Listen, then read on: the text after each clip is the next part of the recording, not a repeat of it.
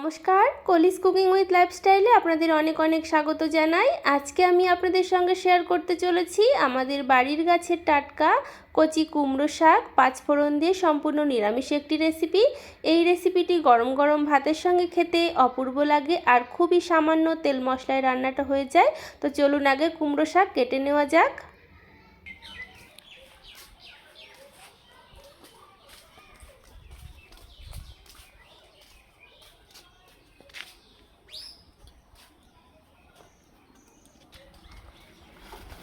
ছোটো দেখে কাটো কুমড়ো শাক। হ্যাঁ,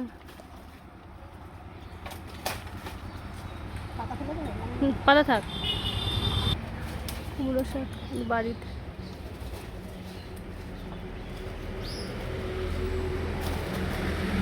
আর লাগবে না।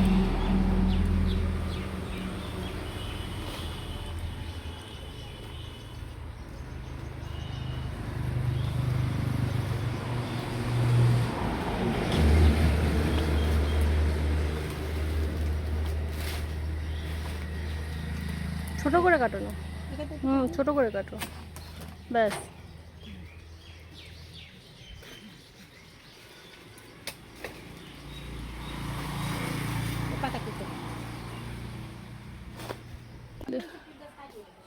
আমাদের কাছে কাঁঠাল দেখুন কত বড় বড়, বিরাট বড় বড় কাঁঠাল হয়েছে।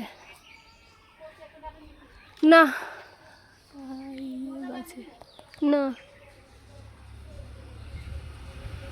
বেশ কটা আছে, বিশাল বড় বড় কাঁঠাল।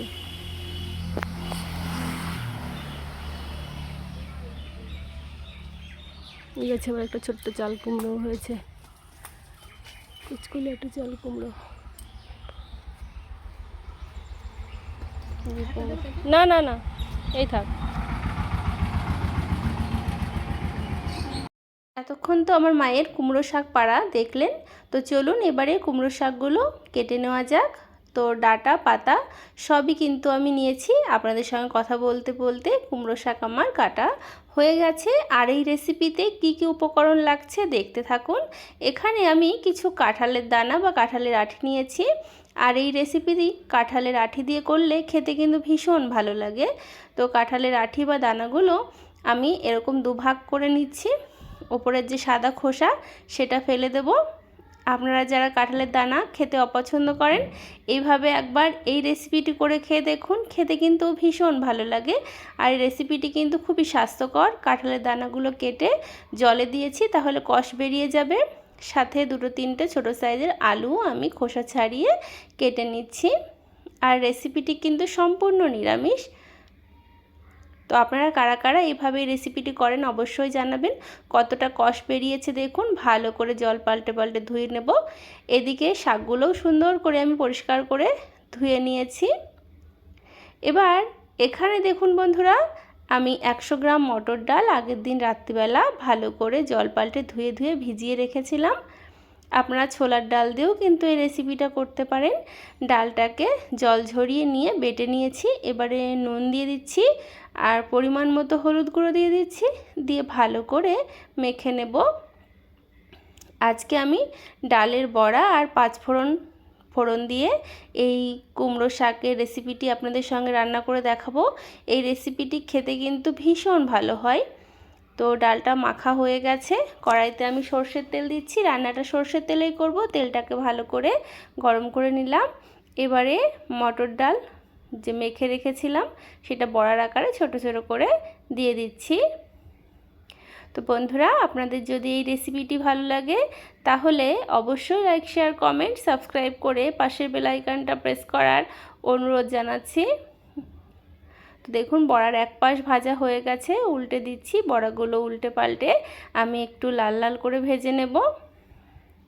আমার তো এই রেসিপিটি খেতে ভীষণ ভালো লাগে। আর কাঁঠালের দানা দিয়ে যদি এই রেসিপিটি করেন তাহলে খেতে তো আরও বেশি ভালো লাগে, মাছ মাংসের প্রয়োজন পড়বে না। আর এখন যা গরম পড়েছে, এই গরমে তেল মশলা যত কম খাওয়া যায় ততই কিন্তু আমাদের শরীরের পক্ষে ভালো।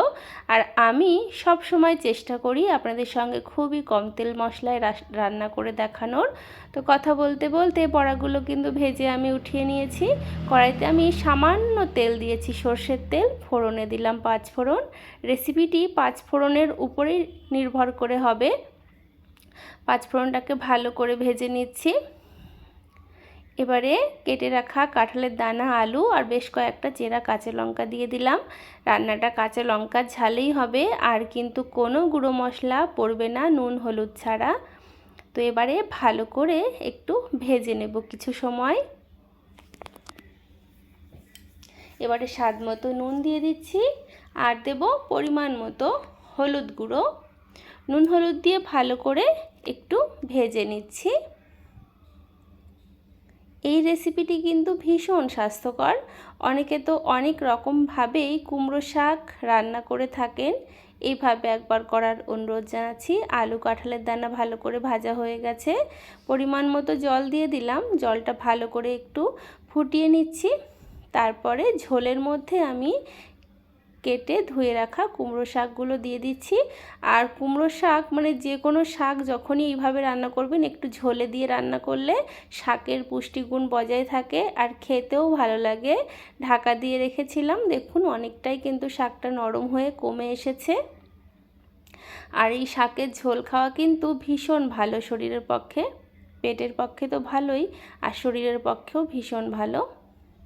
একটু হালকা হাতে নাড়াচাড়া করে দিচ্ছি। আর রান্নাটা একটু ঢাকা চাপা দিয়ে দিয়েই করব, তাহলে শাক, কাঁঠালের দানা, আলু ভালো মতো সেদ্ধ হয়ে যাবে। শাক কিন্তু বন্ধুরা ভালো মতো সেদ্ধ হয়ে গেছে, আশা করি আপনারা দেখেই বুঝতে পারছেন। এবারে ভেজে রাখা ডালের বড়াগুলো আমি ঝোলের মধ্যে দিয়ে দেব। আর ডালের বড়া কিন্তু অনেকটাই ঝোল টেনে নেবে, যেহেতু সেজন্য একটু বেশি ঝোল দিয়েছিলাম। তো ডালের বড়া দেওয়ার পরে কিন্তু এই ঝোলটা থাকবে না, একদমই টেনে যায় ঝোলটা। তবে এরকম মাখো মাখো হলেও কিন্তু এই রেসিপিটা খেতে বেশ ভালোই লাগে। আপনারা যারা ট্রাই করেননি অবশ্যই একবার বাড়িতে বানিয়ে দেখতে পারেন। একটু টেস্টের জন্য সামান্য চিনি দিয়ে দিলাম। চিনিটা আপনারা স্কিপও করতে পারেন। যে কোনো শাকের রেসিপি করলে একটু চিনি দিলে শাকের যে খাড় একটা ভাব থাকে সেটা কিন্তু চলে যায়, আর খেতেও ভালো লাগে। এরকম খুন্তি দিয়ে একটুখানি ঘেটে দিচ্ছি। রান্নাটা প্রায় হয়ে এসেছে। গরম গরম ভাতের সঙ্গে খেতে কিন্তু ভীষণ ভালো লাগে। তো অবশ্যই বাড়িতে আপনারা বানিয়ে দেখুন, কতটা সুন্দর হয়েছে আপনারাই বলবেন।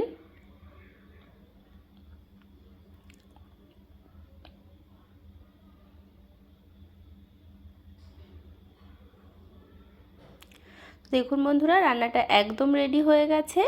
একটা পাত্রে নামিয়ে নিলাম।